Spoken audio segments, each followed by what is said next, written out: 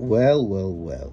इङ्ग्लिसमा चाहिँ मैले धेरै सर्ट्स भिडियोज टिकटकहरू देखेँ पर्फ्युमको लागि, तर नेपालीमा चाहिँ मैले खासै नदेखेको हुनाले मेरो केही पर्फ्युम कलेक्सनहरूको बारेमा चाहिँ सानो भिडियो बनाऊ भनेर हो. So this perfume which I have with me right now is from the house of Al Haramain. Al Haramain भनेको चाहिँ मिडल इस्टर्न पर्फ्युम कम्पनी हो. I think this is owned by one Bangladeshi fellow.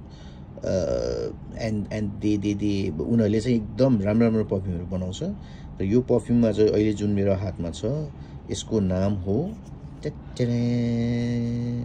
All हरामी amber would tobacco Edison.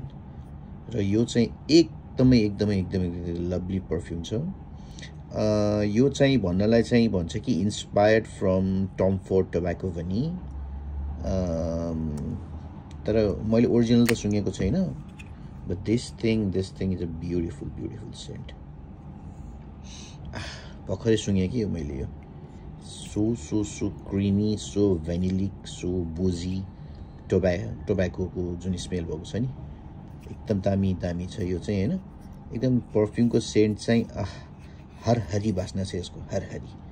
So कहिले chance पाउनु भयो नि try गर्नु होला यो है. फेरि पनि तपाईँलाई भन्दैछु अल हरामी एम्बर वुड टोब्याको एडिसन. यो चाहिँ बेसिकली समरको लागि त हुँदैन यो. इट्स बेस्ट फर विन्टर, फल र spring. Try it out guys.